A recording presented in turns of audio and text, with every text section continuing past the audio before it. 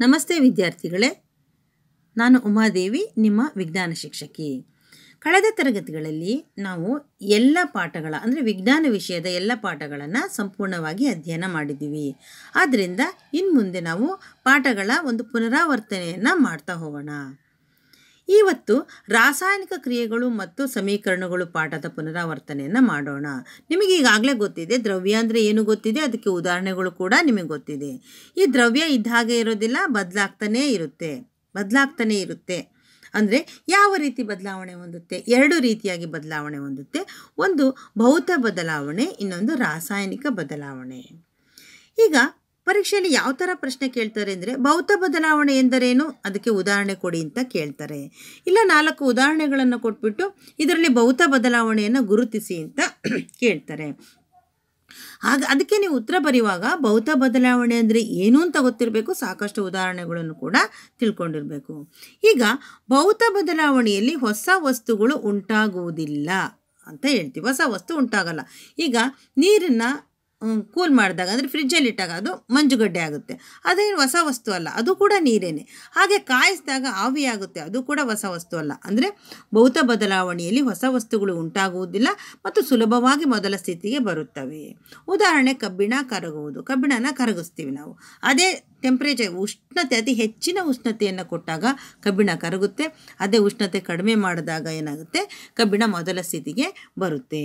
ಆಮೇಲೆ ರಾಸಾಯನಿಕ ಬದಲಾವಣೆ ಎಂದರೇನು ಅಂತಂದರೆ ಅದನ್ನೇ ಅವೆರಡಕ್ಕೆ ನೋಡಿ ಅಪೋಸಿಟಾಗಿ ಬರೀರಿ ನೀವು ಅಷ್ಟೇ. ರಾಸಾಯನಿಕ ಬದಲಾವಣೆಯಲ್ಲಿ ಹೊಸ ವಸ್ತುಗಳು ಉಂಟಾಗುತ್ತವೆ, ಅದರಲ್ಲಿ ಉಂಟಾಗೋದಿಲ್ಲ, ಇದರಲ್ಲಿ ಉಂಟಾಗುತ್ತವೆ. ಮತ್ತು ಇದು ಸುಲಭವಾಗಿ ಮೊದಲ ಸ್ಥಿತಿಗೆ ಬರುವುದಿಲ್ಲ. ಒಂದು ಕಾಗದನ ನೀವು ಸುಡ್ತೀರಾ, ಕಾಗದ ಸುಟ್ಟಾಗ ಅದು ಬೂದಿ ಆಗುತ್ತೆ, ಮತ್ತು ಕಾಗದ ಅದು ಆಗೋದಿಲ್ಲ. ಹಾಗೆ ಇದಕ್ಕೆ ಉದಾಹರಣೆ ನೋಡಿ, ಕಬ್ಬಿಣ ತುಕ್ಕು ಹಿಡಿಯುವುದು. ಕಬ್ಬಿಣ ಕರಗೋದು ಸುಲಭವಾಗಿ, ಮತ್ತೆ ಕಬ್ಬಿಣ ಗಟ್ಟಿಯಾದ ಕಬ್ಬಿಣ ಆಗುತ್ತೆ, ಘನ ಕಬ್ಬಿಣ. ದ್ರವ ಕಬ್ಬಿಣ ಇದ್ದಿದ್ದು ಘನ ಕಬ್ಬಿಣ ಆಗುತ್ತೆ. ಆದರೆ ಕಬ್ಬಿಣ ತುಕ್ಕು ಹಿಡಿಯೋದು ಮತ್ತೆ ಕಬ್ಬಿಣದ ಸ್ಥಿತಿಗೆ ಬರೋದಿಲ್ಲ. ಹಣ್ಣಾಗಿದ್ದು ಮಾಗುತ್ತೆ, ಅಂದರೆ ಕಾಯಿ ಹಣ್ಣಾಗುತ್ತಲ್ವ, ಹಣ್ಣು ಮಾಗುವುದು ಅಂತ ಇದೆ, ಅದು ಕೂಡ ಮತ್ತೆ ಕಾಯಿ ಸ್ಥಿತಿಗೆ ಬರೋದಿಲ್ಲ. ಆಮೇಲೆ ಇಲ್ಲಿ ಮೇಣ ಉರಿಯುವುದು ಅಂತ ಇದೆ ನೋಡಿ, ಮೇಲ್ಗಡೆ ಮೇಣ ಕರಗುವುದು ಅಂತ ಇದೆ. ಮೇಣ ಕರಗೋದು ಭೌತ ಬದಲಾವಣೆ. ಕರಗಿದ್ದ ಮೇಣ ಮತ್ತೆ ಘನರೂಪಕ್ಕೆ ಬರುತ್ತೆ. ಆದರೆ ಉರಿದ ಮೇಣ, ನೀವು ಮೇಣದ ಬತ್ತಿ ಹಚ್ಚಿದಾಗ ಕೆಲವು ಕಂಪ್ಲೀಟಾಗಿ ಉರಿಯುತ್ತೆ, ಇನ್ನು ಕೆಲವುದೇನಾಗುತ್ತೆ, ಅದರ ಸ್ವಲ್ಪ ಪಾತ್ರ ಕೆಳಗಡೆ ನೀರಾಗಿ ಕೆಳಗಡೆ ಬೀಳುತ್ತೆ. ಆ ಕೆಳಗಡೆ ಬಿದ್ದಿದ್ದು ಭೌತ ಬದಲಾವಣೆ ಆಗಿರುತ್ತೆ. ಉರಿದು ಆವಿಯಾಗಿ ಹೋಗಿದ್ದು ಅದೇನಾಗುತ್ತೆ, ಅದು ರಾಸಾಯನಿಕ ಬದಲಾವಣೆ ಆಗುತ್ತೆ. ಇಲ್ಲಿ ಗಮನಿಸಿ, ಮೇಣ ಕರಗುವುದು ಭೌತ ಬದಲಾವಣೆ ಆದರೆ ಮೇಣ ಉರಿಯುವುದು ರಾಸಾಯನಿಕ ಬದಲಾವಣೆ ಆಗುತ್ತೆ. ಹಾಲು ಮೊಸರಾಗುವುದು ರಾಸಾಯನಿಕ ಬದಲಾವಣೆ.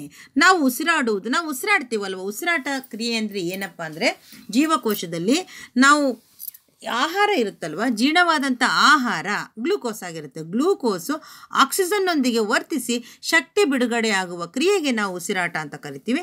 ಹಾಗಾಗಿ ಇದು ಕೂಡ ಒಂದು ರಾಸಾಯನಿಕ ಕ್ರಿಯೆ. ಹಾಗಾದರೆ ಏನು ರಾಸಾಯನಿಕ ಕ್ರಿಯೆ ಅಂದರೆ ಏನು ಅಂತಂದರೆ, ಯಾವುದಾದ್ರೂ ಒಂದು ರಾಸಾಯನಿಕ ಬದಲಾವಣೆ ಆಗುತ್ತಲ್ವ, ಅದನ್ನೇ ನಾವು ರಾಸಾಯನಿಕ ಕ್ರಿಯೆ ಅಂತ ಕರಿತೀವಿ. ಯಾವ ಕ್ರಿಯೆಯಲ್ಲಿ ರಾಸಾಯನಿಕ ಬದಲಾವಣೆ ಉಂಟಾಗುತ್ತದೆಯೋ ಅದನ್ನು ರಾಸಾಯನಿಕ ಕ್ರಿಯೆ ಎನ್ನುತ್ತಾರೆ. ಅಥವಾ ಇನ್ನು ಸಿಂಪಲ್ ಆಗಿ ಹೇಳೋದಾದರೆ, ಬಿಲಾವರೇಜರ್ ಆನ್ಸರ್ ಬರೆಯೋ ರೀತಿಯೂ ಹೇಳ್ಬೋದು. ಅಂದರೆ ಈ ಕ್ರಿಯೆಯಲ್ಲಿ ರಾಸಾಯನಿಕ ಬದಲಾವಣೆ ಉಂಟಾಗುತ್ತದೆ ಅಂತ ಹೇಳ್ತೀವಿ. ಉದಾಹರಣೆ, ಮೆಗ್ನೀಷಿಯಂ ಪ್ಲಸ್ ಆಕ್ಸಿಜನ್ ಅಂತ ಇದೆ. ಮೆಗ್ನೀಷಿಯಂ ಪಟ್ಟಿ ನಿಮಗೆಲ್ಲ ತೋರಿಸಿದ್ದೀನಿ. ಆ ಮೆಗ್ನೀಷಿಯಂ ಪಟ್ಟಿ ಉರಿಸಿದಾಗ ಆಕ್ಸಿಜನ್ನೊಂದಿಗೆ ವರ್ತಿಸಿ ಮೆಗ್ನೀಷಿಯಂ ಆಕ್ಸೈಡ್ ಅಂತಕ್ಕಂಥದ್ದು ಬಿಳಿಯ ಪುಡಿ ಉಂಟಾಗುತ್ತದೆ. ಇನ್ನು ರಾಸಾಯನಿಕ ಕ್ರಿಯೆ ನಡೆದಿದೆ ಅಂತ ಹೇಳೋದಕ್ಕೆ ಕೆಲವು ವೀಕ್ಷಣೆಗಳನ್ನು ನಾವು ನೋಡಬೇಕಾಗುತ್ತೆ. ಯಾವ ವೀಕ್ಷಣೆಗಳನ್ನು ನೋಡ್ತೀರಿ ಅಂತಂದರೆ, ರಾಸಾಯನಿಕ ಕ್ರಿಯೆ, ಈಗ ಒಂದು ಪೇಪರನ್ನು ಉರಿಸ್ತಾ ಇರಬೇಕಾದ್ರೆ ಅದೇನಾಗುತ್ತೆ, ಪೇಪರ್ ಇದ್ದಿದ್ದು ಉರಿದ್ಬಿಟ್ಟು ಪುಡಿ ಆಗುತ್ತೆ. ನೋಡ್ತಾನೆ ಗೊತ್ತಾಗುತ್ತೆ ಸ್ವಲ್ಪ ಬದಲಾವಣೆ ಆಗಿರುತ್ತೆ. ಆಮೇಲೆ ಅನಿಲದ ಬಿಡುಗಡೆ, ಅದು ಉರಿದು ಮೇಲ್ಗಡೆ ಗಾಳಿ ಹೋಗುತ್ತೆ, ಅನಿಲ ಬಿಡುಗಡೆ ಆಗುತ್ತೆ. ಆಮೇಲೆ ಬಿಳಿಯಾಗಿದ್ದ ಪೇಪರ್ ಉರಿಸಿದಾಗ ಕಪ್ಪು ಬಣ್ಣಕ್ಕೆ ಬದಲಾಗುತ್ತೆ. ಆಮೇಲೆ ಅದನ್ನು ಮುಟ್ಟಿದ ಮೇಲೆ ಬಿಸಿ ಕೂಡ ಆಗಿರುತ್ತೆ. ಹೀಗೆ ಸ್ಥಿತಿ ಬದಲಾವಣೆ ಆಗ್ಬೋದು, ಅಂದರೆ ಘನರೂಪದಿಂದ ಬೇರೆ ರೂಪಕ್ಕೆ, ಅನಿಲ ಅಥವಾ ದ್ರವ ರೂಪಕ್ಕೆ ಬದಲಾಗ್ಬೋದು, ಅಥವಾ ನೋಡಬೇಕಾದ್ರೂ ಚೇಂಜ್ ಆಗ್ಬೋದು. ಸ್ಥಿತಿ ಬದಲಾವಣೆ, ಅನಿಲದ ಬಿಡುಗಡೆ, ಬಣ್ಣ ಬದಲಾವಣೆ, ತಾಪದಲ್ಲಿ ಬದಲಾವಣೆ, ಇವೆರಡರಲ್ಲಿ ಯಾವುದಾದ್ರೂ ಎರಡನ್ನ ಕೇಳ್ಬೋದು, ಯಾವುದಾದ್ರೂ ಎರಡನ್ನ ನೀವು ಬರಿಬೇಕಾಗುತ್ತೆ. ಈ ವೀಕ್ಷಣೆಗಳು ಏನು ತಿಳಿಸುತ್ತೆ, ನಮಗೆ ರಾಸಾಯನಿಕ ಕ್ರಿಯೆ ನಡೆದಿದೆ ಅಂತ ತಿಳಿಸುತ್ತೆ. ಹಾಗಾದರೆ ರಾಸಾಯನಿಕ ಸಮೀಕರಣ ಅಂದರೆ ಏನಪ್ಪ ಅಂದರೆ, ಯಾವುದಾದ್ರೂ ರಾಸಾಯನಿಕ ಕ್ರಿಯೆ ನಡೆಯುತ್ತಲ್ವ, ಉದಾಹರಣೆ ಕಾರ್ಬನ್ ಇದ್ಲಿದೆಯಲ್ವ ಅದನ್ನು ಉರಿಸ್ತೀವಿ. ಕಾರ್ಬನ್ನು ಉರಿಸಿದಾಗ ಅಂದರೆ ಯಾವುದೇ ಒಂದು ವಸ್ತು ಉರಿಯುತ್ತಿದೆ ಅಂದರೆ ಅದು ಆಕ್ಸಿಜನ್ನೊಂದಿಗೆ ವರ್ತಿಸ್ತಾ ಇದೆ ಅಂತ ಅರ್ಥ. ಈಗ ಕಾರ್ಬನ್ನು ಆಕ್ಸಿಜನ್ನೊಂದಿಗೆ ವರ್ತಿಸಿ ಕಾರ್ಬನ್ ಡೈಆಕ್ಸೈಡನ್ನು ಬಿಡುಗಡೆ ಮಾಡುತ್ತದೆ ಅಂತ ಹೇಳಿದರೆ ಶುದ್ಧ ಆಗುತ್ತಲ್ವ. ಅದನ್ನೇ ಸರಳವಾಗಿ ಹೇಳಬೇಕು ಅಂದರೆ ಅದನ್ನು ಒಂದು ಯಾವುದ್ರಲ್ಲಿ ಬರಿತೀವಿ, ಸಂಕೇತಗಳ ರೂಪದಲ್ಲಿ ಬರಿತೀವಿ. ಆಗ ಅದನ್ನೇನಂತೀವಿ, ರಾಸಾಯನಿಕ ಕ್ರಿಯೆಯನ್ನು ಸಂಕೇತಗಳ ರೂಪದಲ್ಲಿ ಸಂಕ್ಷಿಪ್ತವಾಗಿ ಅಂದರೆ ಚಿಕ್ಕದಾಗಿ ಕಾಣೋ ಥರ ಸಂಕ್ಷಿಪ್ತವಾಗಿ ಪ್ರತಿನಿಧಿಸುವುದನ್ನು ಅಂದರೆ ಬರೆಯುವುದನ್ನು ರಾಸಾಯನಿಕ ಸಮೀಕರಣ ಅಂತ ಕರಿತೀವಿ. ಉದಾಹರಣೆ C+O2 CO2 ಅಂತ ಇದೆ. ಇನ್ನು ಸರಿದೂಗಿಸಿದ ರಾಸಾಯನಿಕ ಸಮೀಕರಣ ಎಂದರೇನು ಅಂತ ಹೇಳ್ತೀವಿ. ಅಂದರೆ ಉದಾಹರಣೆಗೆ ಒಂದು ರಾಸಾಯನಿಕ ಸಮೀಕರಣವನ್ನು ಇದ್ದಿದ್ದಾಗೆ ಬರೆದ್ಬಿಟ್ರೆ ಏನಂತ ಕರಿತೀವಿ, ಅದನ್ನು ಕಚ್ಚಾ ಸಮೀಕರಣ ಅಂತ ಕರಿತೀವಿ. ಕಚ್ಚಾ ಸಮೀಕರಣ ಅಂದರೆ ಅದರಲ್ಲಿ ಬ್ಯಾಲೆನ್ಸ್ ಆಗಿರಲ್ಲ ಅಂದರೆ ಏನಪ್ಪ ಅಂದರೆ ಇಲ್ಲಿ ನೋಡಿ, ಫಸ್ಟ್ ನೋಡಿ, ಸರಿದೂಗಿಸಿದ ರಾಸಾಯನಿಕ ಸಮೀಕರಣ ಎಂದರೇನು ಅಂತ ತಿಳ್ಕೊಳ್ರಿ. ಇದರಲ್ಲಿ ಒಂದು ರಾಸಾಯನಿಕ ಸಮೀಕರಣವನ್ನು ನಾವು ಏನು ಸಂಕೇತಗಳ ರೂಪದಲ್ಲಿ ಪ್ರತಿನಿಧಿಸ್ತೀವ, ಅದರಲ್ಲಿ ಮಧ್ಯ ಯಾವ ಒಂದು ವಸ್ತುಗಳು ಕ್ರಿಯೆಯಲ್ಲಿ ಪಾಲ್ಗೊಳ್ತವೆ ಅವನ್ನ ನಾವು ಏನಂತ ಕರಿತೀವಿ, ಪ್ರತಿವರ್ತಕಗಳು ಅಂತ ಕರಿತೀವಿ. ಮೊದಲು ಪ್ರತಿವರ್ತಕಗಳನ್ನು ಬರಿತೀವಿ. ಅಂದರೆ ಮೆಗ್ನೀಷಿಯಮ್ಮು ಆಕ್ಸಿಜನ್ನೊಂದಿಗೆ ವರ್ತಿಸ್ತಾ ಇರೋದು, ಇವು ಪ್ರತಿವರ್ತಕಗಳು. ಅದ್ರ ಮುಂದೆ ಕ್ರಿಯೆ ಆದಮೇಲೆ ನಡೆಯುವುದನ್ನು ಆರೋ ಮಾರ್ಕಿಂದ ಬೇರೆ ಬೇರೆ ಮಾಡ್ತೀವಿ. ಒಂದು ಬಾಣದ ಗುರುತು ಬರೆದ್ಬಿಟ್ಟು ಮುಂದೆ ಕ್ರಿಯೆ ನಡೆದ ನಂತರ ಯಾವ ವಸ್ತು ಉತ್ಪತ್ತಿಯಾಗಿದೆ ಅದನ್ನು ನಾವು ಉತ್ಪನ್ನಗಳು ಅಂತ ಕರಿತೀವಿ. ಅದಕ್ಕೆ ಉದಾಹರಣೆ ಇಲ್ಲಿ magnesium plus oxygen, magnesium oxide ಅಂತ ಇದೆಯಲ್ವಾ, ಈ ಥರ ಒಂದು ಬಾಣದ ಗುರುತಿನಿಂದ ನಾವು ಬೇರೆ ಬೇರೆ ಮಾಡ್ತೀವಿ.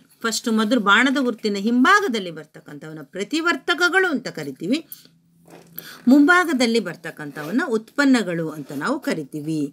ಈ ಥರ ಈ ಬಾಣದ ಗುರುತಿನ ಹಿಂಭಾಗದಲ್ಲಿ ಮತ್ತು ಮುಂಭಾಗದಲ್ಲಿ ಇರ್ತಾವಲ್ವ, ಪ್ರತಿ ಧಾತುವಿನ ಪರಮಾಣುಗಳು ಅಂದರೆ ಮೆಗ್ನೀಷಿಯಂ ಒಂದು ಧಾತು, ಆಕ್ಸಿಜನ್ ಒಂದು ಧಾತು, ಆ ಮುಂದ್ಗಡೆ ಇದೆಯಲ್ವಾ ಮೆಗ್ನೀಷಿಯಂ ಆಕ್ಸೈಡ್, ಅದಷ್ಟು ಸೇರಿ ಒಂದು ಸಂಯುಕ್ತ, ಅದರಲ್ಲಿ ಇರ್ತಕ್ಕಂಥ ಮೆಗ್ನೀಷಿಯಂ ಮತ್ತು ಆಕ್ಸಿಜನ್ ಕೂಡ ಧಾತುಗಳು. ಇದರಲ್ಲಿ ಪ್ರತಿ ಧಾತುವಿನ ಪರಮಾಣುಗಳು ಎರಡೂ ಬದಿಯಲ್ಲಿ ಸಮವಾಗಿರುತ್ತವೆ ಅಂದರೆ ಸಂಖ್ಯೆ, ಧಾತುಗಳ ಸಂಖ್ಯೆ ಅಂತ ಅರ್ಥ. ಇಲ್ಲಿ ಪ್ರತಿ ಧಾತುವಿನ ಪರಮಾಣುಗಳು ಎರಡೂ ಬದಿಯಲ್ಲಿ ಅಂದರೆ ಈ ಕಡೆ ಮೆಗ್ನೀಷಿಯಂ 2 ಇದೆ ಅಂದರೆ ಆ ಕಡೆ ಕೂಡ ಬಾಣದ ಮುಂದಿನ ಕೂಡ ಏನಿರ್ತಬೇಕು, 2 ಇರಬೇಕು, ಮೆಗ್ನೀಷಿಯಂ 2 ಇರ್ತವೆ. ಆಕ್ಸಿಜನ್ ಈ ಕಡೆ 2 ಇದೆ ಅಂತಂದರೆ 2 ಇದೆ ಅಂದರೆ 2 ಪರಮಾಣುಗಳು, ಮುಂದೆ ಕೂಡ 2 ಪರಮಾಣುಗಳು ಇದೆ. ಹಾಗಾದರೆ ಇದು ಸರಿದೂಗಿಸಿದ ರಾಸಾಯನಿಕ ಸಮೀಕರಣ ಅಂತ ಕರಿತೀವಿ.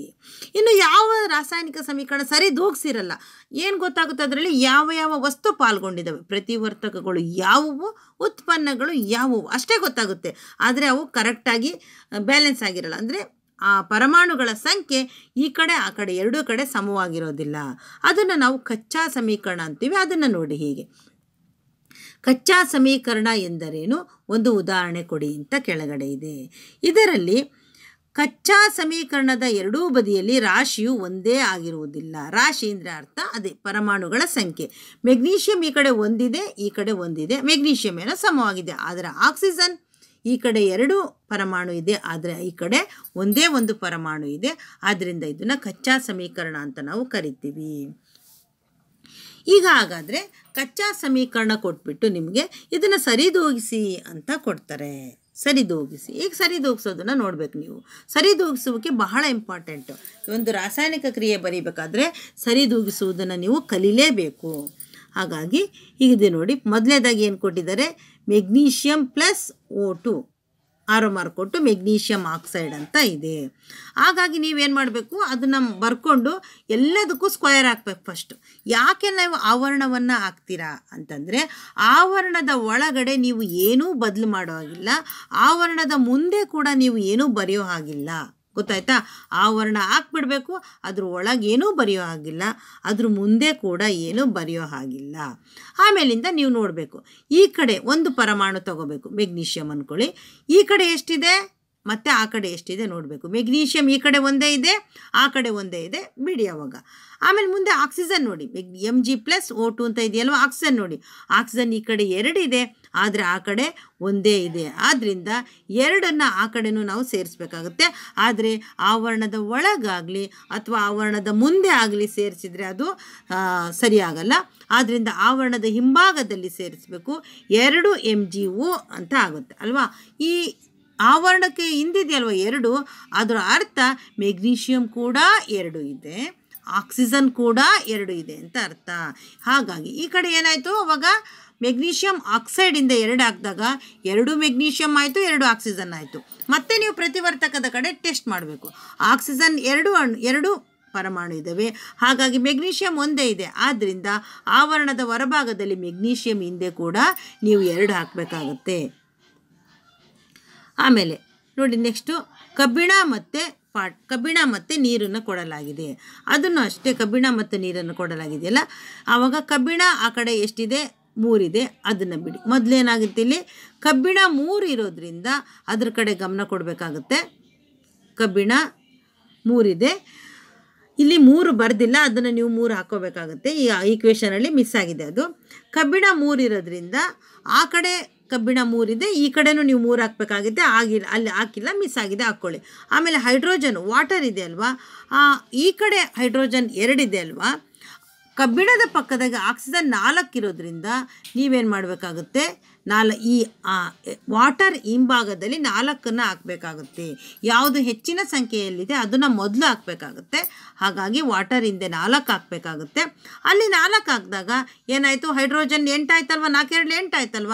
ಸೊ ಈ ಕಡೆ ಕೂಡ ಹೈಡ್ರೋಜನ್ ಹಿಂಭಾಗದಲ್ಲಿ 4 ಹಾಕಿದಾಗ 4 2 8 ಆಗುತ್ತೆ.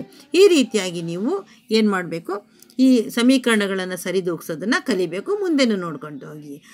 ಹಾಗಾಗಿ ಈ ರಾಸಾಯನಿಕ ಕ್ರಿಯೆಗಳು ಬರ್ತಾವಲ್ವ, ಸಮೀಕರಣ ಎಲ್ಲ ಬರಿತೀವಲ್ವ, ಇವೆಲ್ಲವೂ ರಾಸಾಯನಿಕ ಕ್ರಿಯೆಗಳಲ್ವ. ಇದರಲ್ಲಿ ಪ್ರಮುಖವಾದ 4 ಕ್ರಿಯೆಗಳನ್ನು ನಾವು ನೋಡ್ತೀವಿ.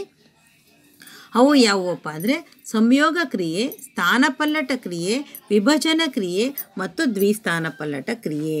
ಈ 4 ಕ್ರಿಯೆಗಳು ಬರ್ತವೆ. ಸಂಯೋಗ ಕ್ರಿಯೆ, ಸ್ಥಾನಪಲ್ಲಟ ಕ್ರಿಯೆ ಮತ್ತು ವಿಭಜನ ಕ್ರಿಯೆ.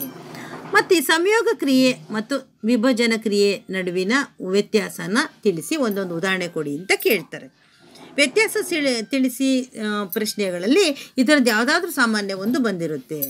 ಇದು ನೀವು ಮಧ್ಯ ಒಂದು ಬಾಕ್ಸ್ ಹಾಕಿ ಈ ಕಡೆ ಸಂಯೋಗ ಕ್ರಿಯೆ, ಈ ಕಡೆ ವಿಭಜನ ಕ್ರಿಯೆ ಅಂತನಾದರೂ ಬರಿಬೋದು, ಅಥವಾ ಒಂದರ ಕೆಳಗೊಂದನಾದರೂ ಬರಿಬೋದು.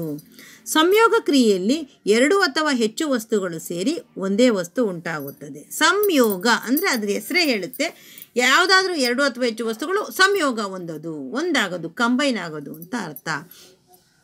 ಈಗ ಕಾರ್ಬನ್ ಪ್ಲಸ್ ಆಕ್ಸಿಜನ್ 2 ವಸ್ತುಗಳು ಸೇರಿಬಿಟ್ಟು ಏನಾಗಿದ್ದಾವೆ, ಕಾರ್ಬನ್ ಡೈಆಕ್ಸೈಡ್ ಒಂದೇ ವಸ್ತು ಉಂಟಾಗಿದೆ.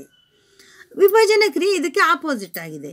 ಏನಾಗಿದೆಯಪ್ಪ ಅಂದರೆ ಇದರಲ್ಲಿ ಒಂದೇ ವಸ್ತು 2 ಅಥವಾ ಹೆಚ್ಚು ವಸ್ತುಗಳಾಗಿ ವಿಭಜನೆಯಾಗುತ್ತದೆ. ಹೆಸರುಗಳೇ ಇರುವಂತೆ ಅದು ಸಂಯೋಗ ಅಂದರೆ ಕಂಬೈನ್ ಆಗೋದು, ವಿಭಜನೆ ಅಂದರೆ ಬೇರೆ ಬೇರೆ ವಿಭಜನೆ ಆಗೋದು.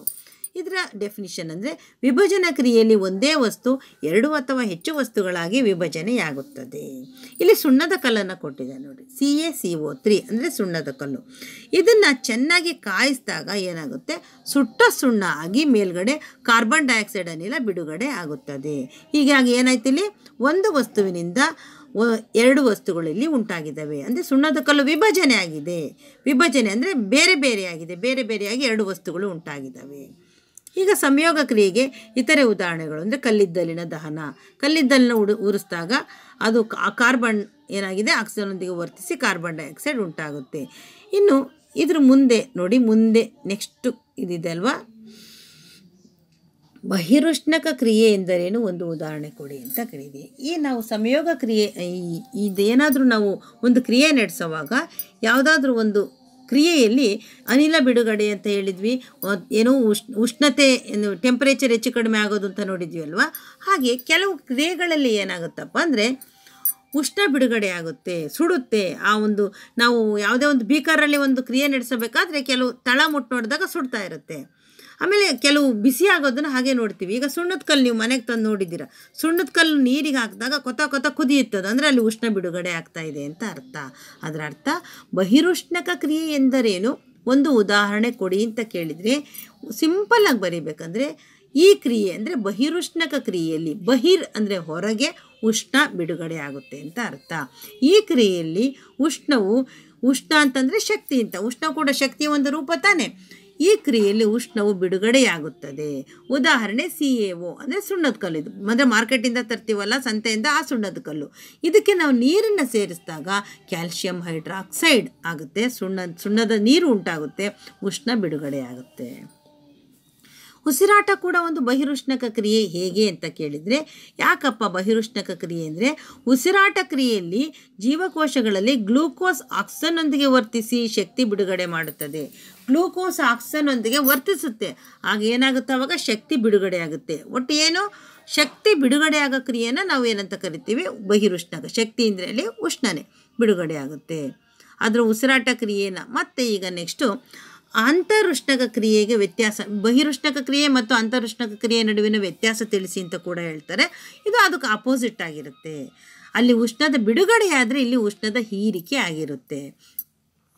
ಅದೇ ರೀತಿ ಅಂತರುಷ್ಣಕ ಕ್ರಿಯೆ ಕೆಳಗಡೆ ಚಿಕ್ಕದಾಗಿ ಬರೆದಿದ್ದೀನಿ ನೋಡಿ. ಅಂತರುಷ್ಣಕ ಕ್ರಿಯೆ ಅಂದರೆ ಈ ಕ್ರಿಯೆಯಲ್ಲಿ ಉಷ್ಣದ ಹೀರಿಕೆಯಾಗುತ್ತದೆ. ಉಷ್ಣದ ಹೀರಿಕೆ ಅಂದರೆ ಶಕ್ತಿ ಉಪಯೋಗ ಆಗುತ್ತೆ ಅಂತ ಅರ್ಥ. ಉದಾಹರಣೆ ಕ್ಯಾಲ್ಶಿಯಂ ಕಾರ್ಬೋನೇಟ್ ಅಂತ ಇದೆ, ಮೊಟ್ಟ ಮೊದಲನೇದು. ಇದು ವಿಭಜನ ಕ್ರಿಯೆ ಕೂಡ ಆಗುತ್ತೆ. ಕ್ಯಾಲ್ಶಿಯಂ ಕಾರ್ಬೋನೇಟನ್ನು ನಾವು ಕಾಯಿಸಿದಾಗ ಅದು ಉಷ್ಣವನ್ನು ಹೀರ್ಕೊಳ್ಳುತ್ತೆ. ಉಷ್ಣವನ್ನು ಹೀರ್ಕೊಂಡು ಕ್ಯಾಲ್ಶಿಯಂ ಆಕ್ಸೈಡ್ ಮತ್ತು ಆಕ್ಸಿಜನ್ ಬಿಡುಗಡೆ ಆಗುತ್ತೆ. ಇದು ಅರ್ಥ ಏನಪ್ಪ ಅಂದರೆ, ಅಂತರುಷ್ಣಕ ಕ್ರಿಯೆ ಅಂದರೆ ನಿಮಗೊಂದು ಉಂಡೆ ಕೊಡ್ತೀವಿ, ಆ ಉಂಡೆನ ನೀವು ಪೀಸ್ ಮಾಡಿದರೆ ಅದಕ್ಕೆ ಶಕ್ತಿ ಅಪ್ಲೈ ಮಾಡಬೇಕಾ, ಶಕ್ತಿ ಹಾಕ್ಲೇಬೇಕಾ? ಸೊ ಹಾಗಾಗಿ ಒಂದು ವಸ್ತುವನ್ನು ವಿಭಜನೆ ಮಾಡಬೇಕಪ್ಪ ಅಂದರೆ ಅಲ್ಲಿ ಶಕ್ತಿ ಬೇಕು. ಆ ಶಕ್ತಿ ಉಷ್ಣದ ರೂಪದಲ್ಲಿ ನೀವು ಕೊಡ್ಬೋದು, ಅಂದರೆ ಕಾಯಿಸ್ಬೋದು, ಅಥವಾ ವಿದ್ಯುತ್ ಶಕ್ತಿ ರೂಪದಲ್ಲಿ ಅದ್ರ ಮುಖಾಂತರ ವಿದ್ಯುತ್ತನ್ನು ಹರಿಸಿ ಕೊಡ್ಬೋದು, ಅಥವಾ ಅದಕ್ಕೆ ಸೂರ್ಯನ ಬೆಳಕನ್ನು ಕೊಟ್ಟು ಕೂಡ ಅದನ್ನು ವಿಭಜನೆ ಮಾಡ್ಬೋದು. ಇದರ ಒಂದು ಆಧಾರದ ಮೇಲೆ ಈ ವಿಭಜನೆ ಕ್ರಿಯೆಗಳನ್ನು 3 ರೀತಿಯಾಗಿ ವಿಂಗಡಿಸಿದ್ದಾರೆ. ಅದರಲ್ಲಿ 3 ಪ್ರಮುಖವಾದ ರೀತಿಯವು ಅವನ್ನು ನಿಮಗೆ ಕೇಳ್ತಾರೆ ಪ್ರಶ್ನೆ. ಒಂದು 3 ಮಾರ್ಕ್ಸಿಗೆ ಕೇಳ್ತಾರೆ. ಅಂದರೆ 3 ರೀತಿಯ ವಿಭಜನೆ ಕ್ರಿಯೆಗಳನ್ನು ಹೆಸರಿಸಿ ಮತ್ತು ಒಂದೊಂದು ಉದಾಹರಣೆಯೊಂದಿಗೆ ವಿವರಿಸಿ ಅಂತ ಕೇಳ್ತಾರೆ. ಮೊದಲು ನೀವು 3 ರೀತಿ ವಿಭಜನೆ ಕ್ರಿಯೆಗಳನ್ನು ಬರಿಬೇಕಾಗುತ್ತೆ. ಅವು ಯಾವುವಪ್ಪ ಅಂದರೆ ಉಷ್ಣ ವಿಭಜನ ಕ್ರಿಯೆ, ವಿದ್ಯುತ್ ವಿಭಜನ ಕ್ರಿಯೆ ಮತ್ತು ಬೆಳಕಿನ ವಿಭಜನ ಕ್ರಿಯೆ. ಬೆಳಕನ್ನು ನಾವು ದ್ಯುತಿ ಅಂತ ಕೂಡ ಕರಿತೀವಿ. ದ್ಯುತಿ ಸಂಶ್ಲೇಷಣ ಕ್ರಿಯೆ ಅಂತ ನೀವು ಕೇಳಿರ್ಬೋದಲ್ವಾ, ಹಾಗೆ ದ್ಯುತಿ ವಿಭಜನ ಕ್ರಿಯೆ ಅಂತ ಕೂಡ ಬರಿತೀವಿ. ಇವು 3 ವಿಧವನ್ನು ಫಸ್ಟ್ಗೆ ಬರಿಬೇಕು ನೀವು. ಅದಾದಮೇಲೆ ಒಂದೊಂದಾಗಿ ವಿವರಣೆ ಕೊಡ್ತಾ ಹೋಗ್ಬೇಕಾಗತ್ತೆ. ಅಂದರೆ ವಿವರಣೆ ಮೊದಲನೇದಾಗಿ 3 ಯಾವುವು ಅಂತ 1 ಮಾರ್ಕಿಗೆ ಬರೆದ್ಬಿಡ್ಬೇಕು, ಅದಕ್ಕೆ 1 ಅಂಕ ಇರುತ್ತೆ. ಆಮೇಲೆ ಅವನ್ನು ವಿವರಿಸ್ತಾ ಹೋಗ್ಬೇಕಾಗತ್ತೆ. ವಿವರಣೆ ಉಷ್ಣ ವಿಭಜನ ಕ್ರಿಯೆ ಅಂತ ಬರೆದು, ವಿಭಜನ ಕ್ರಿಯೆಯನ್ನು ಕಾಸುವ ಮೂಲಕ ನಡೆಸಿದರೆ ಅದನ್ನು ಉಷ್ಣ ವಿಭಜನ ಕ್ರಿಯೆ ಎನ್ನುತ್ತಾರೆ ಅಂತ ಹೇಳ್ತೀವಿ. ಅಂದರೆ ಇದು ವಿಭಜನ ಕ್ರಿಯೆಯನ್ನೇ ಯಾವುದ್ರ ಮೂಲಕ ನಡೆಸಿದರೆ, ಕಾಸುವ ಮೂಲಕ ಅಥವಾ ಉಷ್ಣದ ಮೂಲಕ. ಉಷ್ಣ ಕೊಡ್ತೀವಿ ಅಂದರೆ ಕಾಯಿಸ್ತೀವಿ ಅಂತ ಅರ್ಥ.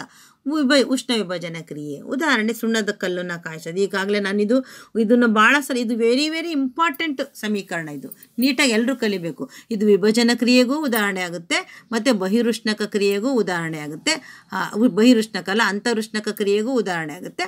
ಹಾಗೆ ಉಷ್ಣ ವಿಭಜನ ಕ್ರಿಯೆಗೂ ಕೂಡ ಉದಾಹರಣೆ ಆಗುತ್ತೆ. ಇದರಲ್ಲಿ ಉಷ್ಣವನ್ನು ಉಪಯೋಗಿಸಿ ಈ ಕ್ರಿಯೆಯನ್ನು ನಡೆಸಿದ್ದಾರೆ. ಇನ್ನೊಂದು ಎರಡನೇದು ಯಾವುದಪ್ಪ ಅಂದರೆ ವಿದ್ಯುತ್ ವಿಭಜನ ಕ್ರಿಯೆ. ಇದರಲ್ಲಿ ವಿಭಜನ ಕ್ರಿಯೆಯನ್ನು ವಿದ್ಯುತ್ತಿನ ಸಹಾಯದಿಂದ ನಡೆಸುತ್ತಾರೆ. ಸರಳವಾಗಿ ತಿಳ್ಕೊತ ಬನ್ನಿರಿ, ಅರ್ಥ ಆಗುತ್ತೆ. ವಿದ್ಯುತ್ ಅನ್ನು ಉಪಯೋಗಿಸಿ ವಿಭಜನೆ ಮಾಡೋದೇ ವಿದ್ಯುತ್ ವಿಭಜನೆ. ಈಗ ನಿಮಗೆ ನೀರು ಗೊತ್ತಿದೆ, ಅದನ್ನು ನೀರಿನಲ್ಲಿ ಯಾವ ಯಾವ ಪರಮಾಣುಗಳಿದ್ದಾವೆ ಅಂತ ಗೊತ್ತಿದೆ. ಹೈಡ್ರೋಜನ್ ಮತ್ತು ಆಕ್ಸಿಜನ್ ಪರಮಾಣುಗಳಿದ್ದಾವೆ.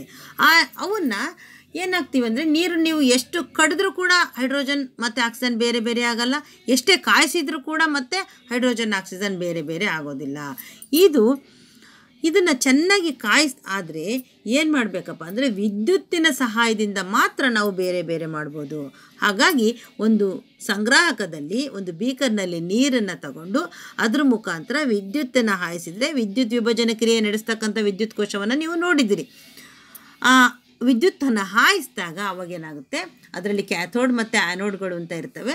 ಆವಾಗ ಧನ ಅಯಾನುಗಳೆಲ್ಲ ಯಾವ ಕಡೆ ಬರ್ತವೆ, ಕ್ಯಾಥೋಡ್ ಕಡೆ ಬರ್ತವೆ. ಋಣ ಅಯಾನುಗಳೆಲ್ಲ ಆ್ಯನೋಡ್ ಕಡೆ ಹೋಗ್ತವೆ. ಈಗ ಅವಾಗೇನಾಗ್ತವೆ, H2 ಮತ್ತು O2, ಹೈಡ್ರೋಜನ್ ಮತ್ತು ಆಕ್ಸಿಜನ್ನು ಬೇರೆ ಬೇರೆ ಆಗ್ತವೆ. ಇನ್ನು ಬೆಳಕಿನ ವಿಭಜನ ಕ್ರಿಯೆ ಅಂತ ಇದೆ. ಇದನ್ನು ದ್ಯುತಿ ವಿಭಜನ ಕ್ರಿಯೆ ಅಂತ ಕೂಡ ನಾವು ಹೇಳ್ತೀವಿ. ಇದರಲ್ಲಿ ವಿಭಜನ ಕ್ರಿಯೆಯನ್ನು ಬೆಳಕಿನ ಶಕ್ತಿಯ ಮೂಲಕ ನಡೆಸುತ್ತಾರೆ. ಅಂದರೆ ಒಂದು ಕಿಟಕಿ ಮೇಲೆ ಪಕ್ಕದಲ್ಲಿ ಟೇಬಲ್ ಇಟ್ಬಿಟ್ಟು, ಟೇಬಲಲ್ಲಿ ಇದೇನು AgCl ಅಂತ ಇದೆಯಲ್ಲ, ಬೆಳ್ಳಿಯ ಕ್ಲೋರೈಡನ್ನು ಒಂದು ಟೇಬಲಲ್ಲಿ ಇಟ್ಬಿಟ್ಟು ಬೆಳಕನ್ನು ಅದ್ರ ಮೇಲೆ ಬೀಳೋ ಹಾಗೆ ಮಾಡಿದಾಗ ಏನಾಗುತ್ತೆ, Ag ಬೇರೆ, ಬೆಳ್ಳಿ ಬೇರೆ, ಕ್ಲೋರಿನ್ ಬೇರೆ ಆಗುತ್ತೆ. ಅದೇನಾಗುತ್ತೆ, ವಿಭಜನ ಕ್ರಿಯೆ. ಬೆಳಕಿನ ಶಕ್ತಿಯನ್ನು ಉಪಯೋಗಿಸ್ಕೊಂಡು ಅವೆರಡು ಬೇರೆ ಬೇರೆ ಆದವು. ಹಾಗಾಗಿ ಇದನ್ನು ಬೆಳಕಿನ ವಿಭಜನ ಕ್ರಿಯೆ ಅಂತ ಕರಿತೀವಿ. ಇನ್ನು ವಿಭಜನ ಕ್ರಿಯೆಗಳು ಅಂತರುಷ್ಣಕ ಕ್ರಿಯೆಗಳಾಗಿರುತ್ತವೆ. ಈ ಹೇಳಿಕೆಯನ್ನು ಸಮರ್ಥಿಸಿ ಅಂತ ಕೇಳ್ತಾರೆ.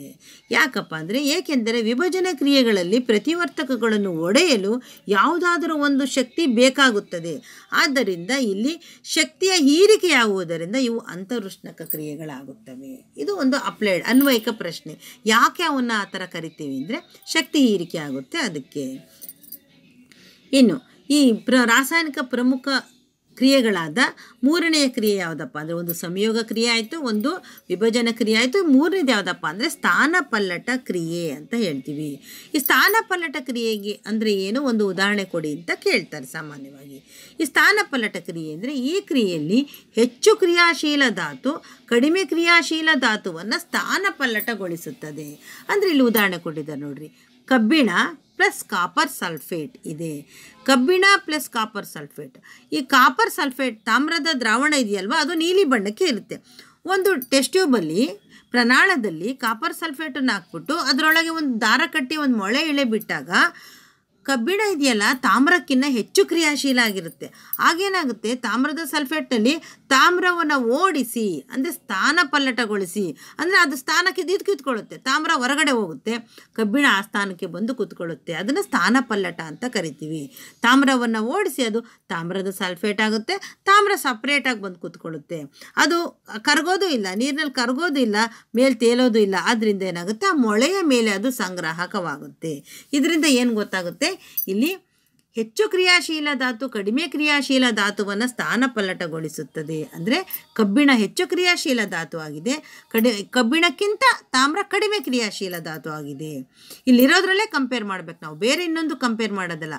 ಕಬ್ಬಿಣವು ತಾಮ್ರಕ್ಕಿಂತ ಹೆಚ್ಚು ಕ್ರಿಯಾಶೀಲವಾಗಿರೋದ್ರಿಂದ ತಾಮ್ರವನ್ನು ಸ್ಥಾನಪಲ್ಲಟಗೊಳಿಸಿದೆ. ಇದರಲ್ಲಿ ಈ ಥರ ಈಕ್ವೇಷನ್ ಕೊಟ್ಬಿಟ್ಟು ಇದರಲ್ಲಿ ಹೆಚ್ಚು ಕ್ರಿಯಾಶೀಲ ಧಾತು ಯಾವುದು ಅಂತ ಕೇಳಿದಾಗ ಯಾವುದನ್ನು ಓಡಿಸಿ ಅದ್ರ ಜಾಗ ಕೂತ್ಕೊಂಡಿರುತ್ತಲ್ವ ಅದು ಹೆಚ್ಚು ಕ್ರಿಯಾಶೀಲ ಧಾತು ಅಂತ ನೀವು ಹೇಳಬೇಕಾಗುತ್ತೆ. ವಿದ್ಯಾರ್ಥಿಗಳೇ, ಇಲ್ಲಿಗೆ ಈ ತರಗತಿಯನ್ನು ನಿಲ್ಲಿಸೋಣ. ಮುಂದಿನ ತರಗತಿಯಲ್ಲಿ ಭೇಟಿಯಾಗೋಣ. ನಮಸ್ತೆ.